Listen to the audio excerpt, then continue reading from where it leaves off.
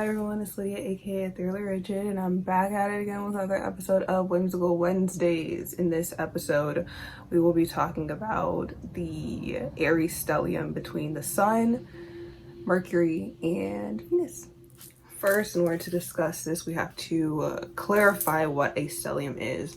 So in astrology, a stellium is between 3 or more planets in the same sign or house. Now, we're not going to be discussing houses because it's not a personal reading, but in this case, we're going to be discussing the sign of Aries, which all 3 planets fall under. So I've already discussed Aries Mercury and Venus Mercury. Go check those videos out. I may link them down below, or you'll just see like a pop-up card or whatever here, somewhere here. You know the drill.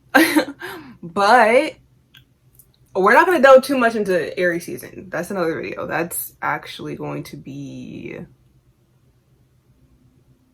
another video soon, so subscribe for that one. Yeah, it's gonna be next month's reading, so we're gonna be talking about Aries season in that video.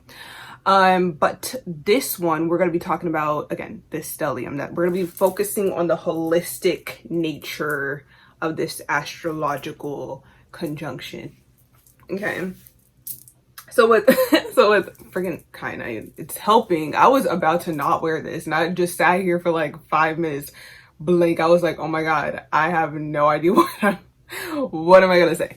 So I put this kyanite on, open up the throat chakra. So yeah, here I am. I'm speaking. I know what to say now, I think.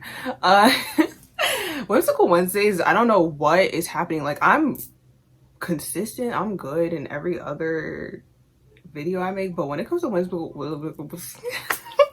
Wednesdays, like, what's going on?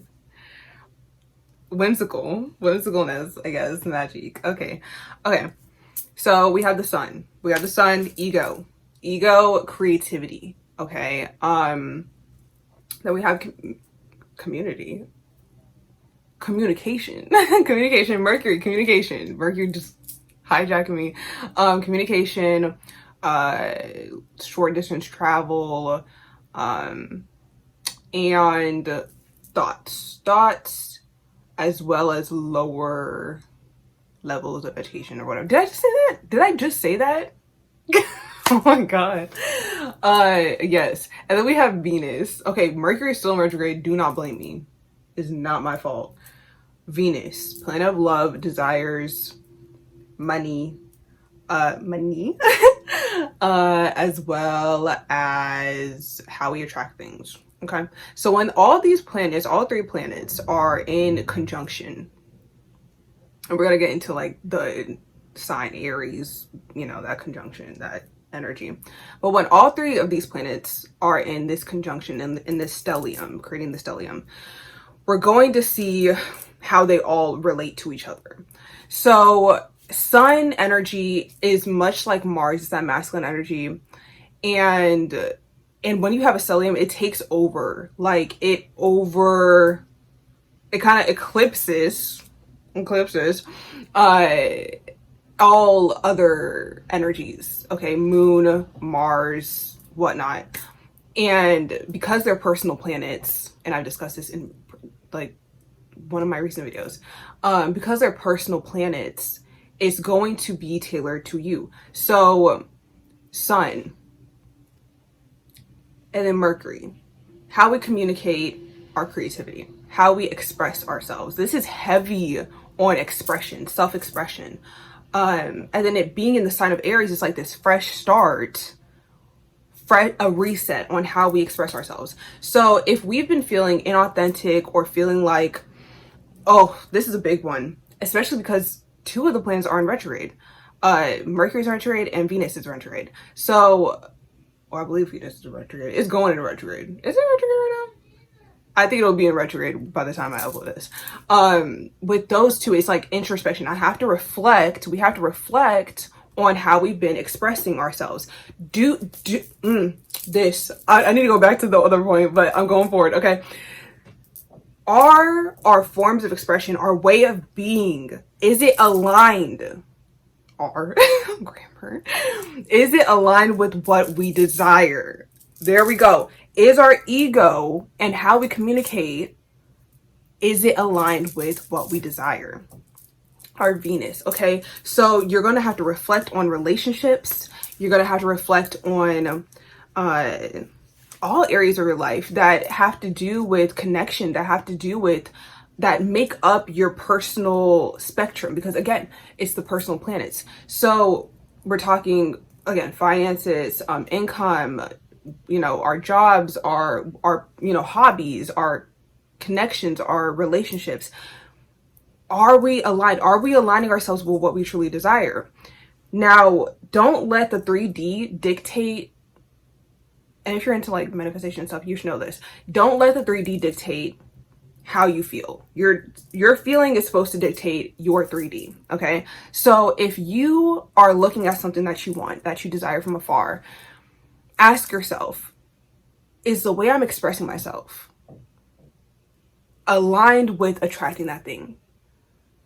Do I feel ready to pursue this thing? Do I feel confident enough to obtain this thing, to have this thing? Do I feel worthy of this thing through how I'm expressing myself, through my actions, through my words, through how I communicate? Am I communicating in a way where that is attractive towards this thing, or that gets me all that much closer to what it is I truly desire? And if the answer has been no to most of these questions, then this is the perfect time to have that reset, because nothing is set in stone, okay? It's really, and then Aries is about action, regardless of the planet it's the sign is in. Does that make grammatical sense? Yeah, so like whether or not whether or not it's Mars itself, or Mercury, or the sun, or Venus, you're going to have to take certain actions. The big kahuna, the big question, the big overall question, regardless, because yes, elements of the sun, Mercury, and all that, communication, expression, desires, at the end of the day, it's all about, what am I doing? Are my actions aligning with my desires? Are my actions showcasing who I truly am? Am I communicating effectively, not just through my words, but also through how I'm acting and what I'm doing? Is it aligned with what I truly desire? And that's why we have these retrogrades, because it allows for introspection. With Mercury, am I communicating effectively? This is my other point that I kind of abandoned halfway through. People pleasing, because the opposite sign of Aries is Libra, and Libras, underdeveloped, are known for people pleasing. So if you have Libra placements, and again, I can look at your birth chart, just email me at theologichat@gmail.com to book a reading, okay, to purchase a reading, to see if you have Libra in your chart. So if you have Libra in your chart, one of your life lessons is automatically going to be learning how to not people please, and learning how to not care too much about other people's opinions, or putting too much weight on people's opinions. Now, with the retrograde energy, yes, we do have to care. We have to be compassionate, considerate of other energies, of course. But the main point of that retrograde is not to figure out what other people want. It's to figure out how I can align myself authentically while still keeping equilibrium and keeping this balance and peace amongst my relationships, amongst my desires, amongst how I express myself, not being too brazen for the sake of authenticity, learning how to stay true to yourself while still being diplomatic. And I've said this before. So come back to that. We have to learn how to stop people pleasing. We have to learn how to stop holding ourselves back out of fear that we're going to rub people the wrong way. You know, like, you have to stay true to who you are. You have to figure out what you truly desire and how to go about it diplomatically, not brazenly, not impulsively. That's what we're learning with the moon phases, how to utilize that shifting energy, that quick shifting energy, to our advantage, and learning, the waning and the waxing moon cycles, when to take action, when to lay back, fall back, and just plan and get those ideas together so that we can execute them in the most effective, efficient, authentic way to ourselves, because the moon goes through each sign. It goes through each sign rapidly. It's not like the other planets where it takes a while or it takes a few years to switch signs or anything like that. It's not, the moon is not stubborn, it's ever flowing, just like our emotions. And I said this in my moon forecast one, this is my intro. It influences our emotions because it's so quick, and emotions can be so quick, you know? And intuition and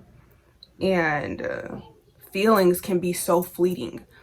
But we learn to work with them, and we learn that there's a deeper meaning, and that deeper meaning is going to be concrete. So regardless of how you're feeling towards something, know that this is the foundation, this is the concrete, you know, this is my goal. Like regardless of how you're feeling towards like pursuing a goal or whatever, pursuing something, wanting to obtain something, wanting to achieve something, like, this is my firm foundation. That's that Capricorn energy. Like, this is my firm foundation. This is what I want. How I'm going to get there is going to be ever flowing. Okay. Just like the tides and just like I had it, just like the waves, just like the current, it's going to be changing. Okay. The currents are going to be changing, but sticking that target, you know, keeping the main picture, the main goal in mind, and then having the details move around here and there. Yeah. But yeah, sorry for going on that tangent, but it's all related in one way or another. So with this stellium, again, the main thing to focus on are my actions, the way I communicate, the way I express myself, aligning with what I truly desire and who I truly am. And if not, what do I need to do?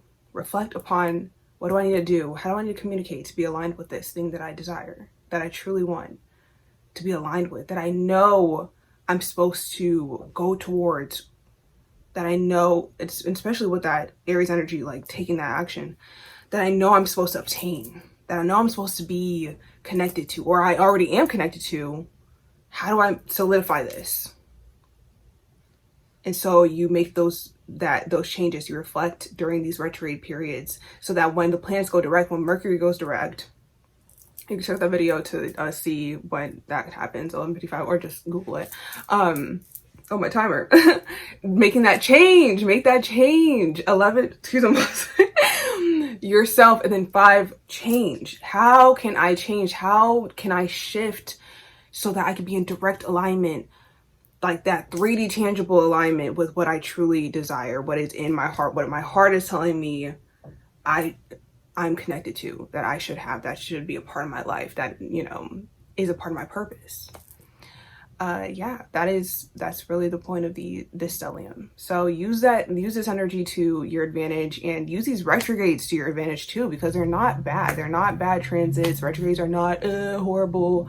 Oh my God, you know, like people try to make them. It's like, yeah, maybe it's horrible if you don't know how to self-reflect, and you don't know how to like look at yourself in the mirror and be like, oh, you know, I may need to change that about myself, or this can use some improvement. And not being so critical, don't judge yourself, but being like, you know what, I want this. How can I align to that? Do I need to strengthen my communication?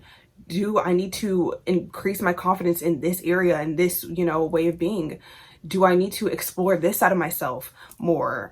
Do I need to just sit down with myself and ask myself, what do I want? You know, and sun is confidence too. So, yeah, but, yeah, use this energy to your advantage. Okay.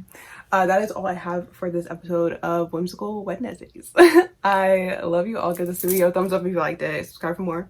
Do these every week, and go check out those other videos because they're all connected, and comment down below how you're going to align with your desires. Okay. Using these energies. Okay. I love you all once again, and I'll see you in the next one. Bye.